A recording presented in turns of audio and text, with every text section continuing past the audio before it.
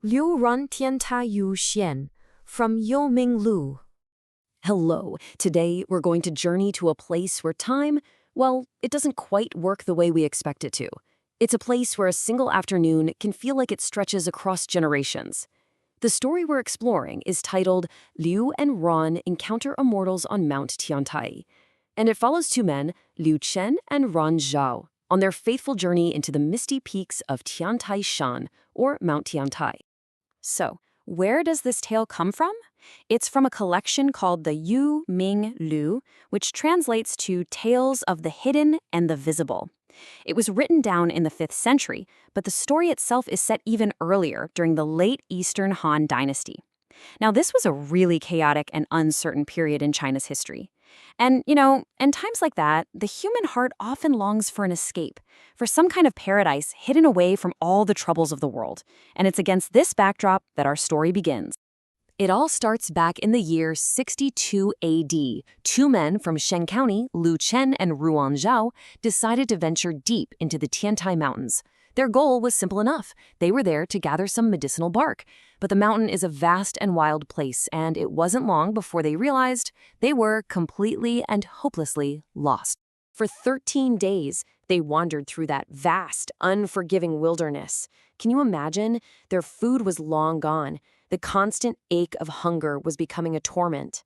Lost, alone, with hope just slipping away, they were really on the very edge of survival.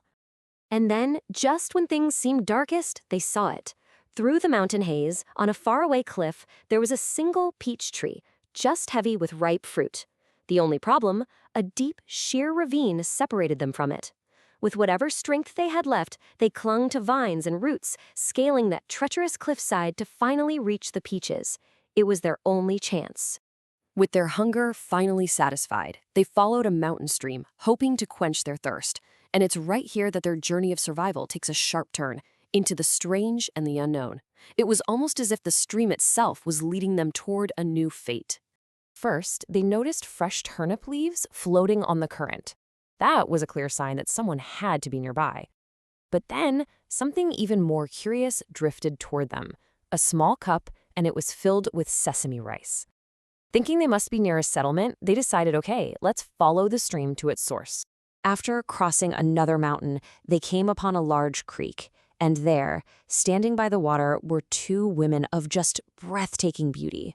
As the men approached, the women smiled and called out to them by name. They said, "Lu Long, Ruan Long, why have you returned so late?" Well, Lu and Ruan were completely confused, but also totally captivated. They were invited back to the women's home, and it was this magnificent place, with a roof made of bamboo tiles and rooms just filled with splendor. They were shown to beds hung with red silk curtains that had these tiny bells that chimed. A whole feast was prepared for them: sesame rice, goat, beef. And as they ate, they could just feel all the troubles of the world melting away. That night, and for many nights that followed, the two men stayed with the women. They were treated with a kindness and an affection that made them forget everything. All their worldly cares, the hardship of being lost in the mountains, it all just faded like some distant dream. They had, it seemed, stumbled into paradise. After about 10 days or so, they did start to think about home, but their hosts gently persuaded them to stay. This meeting was fated, they said, and so they remained. And what felt like half a year passed by in this timeless place, where the air was always that of a soft, eternal spring. But even paradise can't completely silence the echoes of a former life. When the birds began to sing with a new kind of vibrancy, signaling the turn of the seasons in the world beyond, a profound homesickness just awoke in their hearts. This time, their desire to leave was unshakable. The women, seeing their sorrow, sadly agreed to let them go, and they pointed them in the direction of home. When Liu and Ruan finally emerged from the mountain, they found that the world they had left behind was simply gone. Their village was unrecognizable. The people, the places, everything was completely different. And as they searched for answers, they discovered a truth that would completely shatter their reality. The half year they had spent in that blissful, timeless paradise was, in the world outside, 7 full generations. 7. They eventually found their own 7th-generation descendant, a man who only knew of them as these ancient ancestors who had vanished into the mountains hundreds of years ago, never to be seen again. But their personal tragedy, this story of a paradise found and a home forever lost, it didn't just fade away with them. Instead, it grew. It became one of the most enduring and resonant legends in all of Chinese culture. You see, their tale became what's known as a jianggu, a classical illusion. The best way to think of it is as a kind of cultural shorthand. It's a story so well known that just mentioning a name or a key phrase can bring up entire worlds of meaning about fateful encounters, about lost time, and the bittersweet feeling of paradise.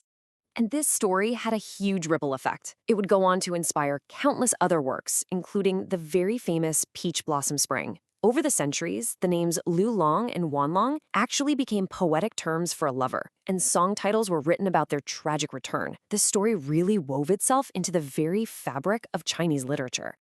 But the story of Lu Long wasn't over, not by a long shot. Hundreds of years later, during the Great Tang Dynasty, the legend was given a new, really powerful meaning by one of China's most celebrated poets. This timeline really shows you the incredible journey of this one legend.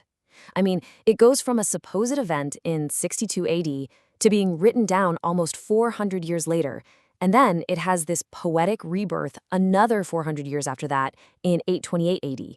It just kept on living. So this poet's name was Liu Yuxi, and as you can see, his own surname was Liu. Now, he had been exiled from the capital for over a decade because of political disagreements. When he was finally allowed to return, he visited a Taoist temple famous for its peach blossoms, and he used the ancient story of Liu Long to reflect on his own long journey. And he wrote a line that would become legendary in its own right. Qian du Liu Lang, Jin You Lai. The Liu who came before has now returned. This line is just brilliant. It's working on two levels at once. It speaks of the mythical Liu Chen returning from the mountain, but it's also, of course, about Liu Yuxi himself, returning from exile, completely unbowed. And with that one line, Liu Yuxi completely transformed the illusion. The original Liu Lang was a figure of tragic loss, a man forever cut off from his home. But Liu Yuxi's Liu Lang became a symbol of unwavering resilience, a person who endures hardship and exile only to return again persistent and strong. And so, the story of the two Lixianas, one who lost his home to paradise and one who reclaimed his place through his own persistence, it leaves us with this quiet, lingering question. We often dream of an escape, don't we? A perfect place untouched by the sorrows of the world. But this ancient tale invites us to consider, what is the true price of paradise? And what does it really mean to come home?